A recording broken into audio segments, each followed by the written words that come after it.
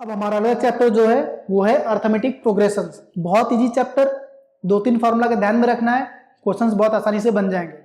ठीक है, इसमें कोई ज्यादा ताबड़तोड़ कोई चीज करना नहीं है।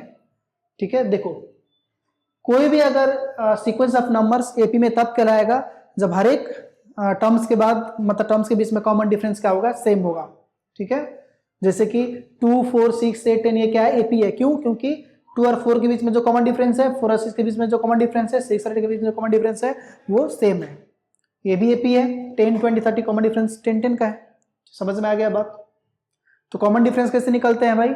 तो अगला टर्म माइनस पिछला टर्म, कॉमन डिफरेंस आ गया, ये हो गया। और एपी का फर्स्ट टर्म जो है उसे हम लोग ए कहते हैं और लास्ट टर्म को जो है हम लोग एल कहते हैं। ठीक है, फर्स्ट टर्म क्या है, ए है, लास्ट टर्म क्या है, एल है। ये बात भी क्लियर हो गया।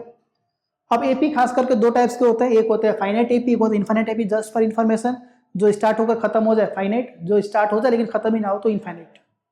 ठीक है, और जनरल टर्म होता है कि अगर तुम किसी एपी को देखते हो तो मानो कि ये हो गया 2, 4, 8, 10, अब मैं बोलूँगा भाई 13th टर्म क्या होगा भाई, इसका 13th टर्म क्या होगा? तब तुम करते थोड़ी ना जाओगे, 13 तक लिखते तो नहीं जाओगे, तो उसके लिए क्या करोगे, ये फॉर्मूला लगाओगे, a plus n minus 1 d. A क्या है, फर्स्ट टर्म प्लस 13 मैंने बोला तो एन 13 हो जाएगा, 13 माइनस 1 करना, डी जो भी है उसका रख देना, काम हो गया। अब इसमें एक ट्रिक है। ट्रिक क्या है कि कभी कभी एग्जाम में बोलते हैं from last term 10th number कौन सा होगा, तो यहाँ पे बच्चे घबरा जाते हैं, भाई अब लास्ट नंबर कैसे, अब क्या करें, पीछे से लिखना शुरू कर दे क्या? नहीं, इसके लिए एक ट्रिक है। क्या है? अगर तुमको फ्रॉम लास्ट टर्म से लिखना होगा, फ्रॉम लास्ट टर्म से अगर लिखना रहेगा तो क्या लिखोगे, same a n equal to l minus n minus 1 d कर देना। ये फॉर्मूला, ये स्टार्टिंग से ए एन, ये लास्ट से ए एन, हो गया काम। इतना इजी था, ये कहीं नहीं मिलेगा तुमको, ध्यान में रखना इस चीज को। और अगला चीज जो अब तुम्हें पढ़ना है वो है sum of n terms. Sum of n terms क्या होते हैं, S n equals to n upon two, मतलब दो फॉर्मूला है सम निकालने का किसी भी एपी का।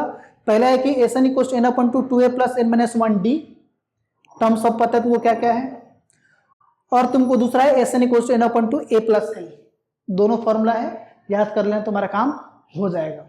ठीक है, बस इतना करके तुम इस चैप्टर से मार्क्स स्कोर कर सकते हो, तो ध्यान में रखना इस बात को। और एग्जाम में क्वेश्चन छोड़ना मत, पूरे 100 में से 100 चाहिए हमें, मतलब 80। ठीक है, चलो।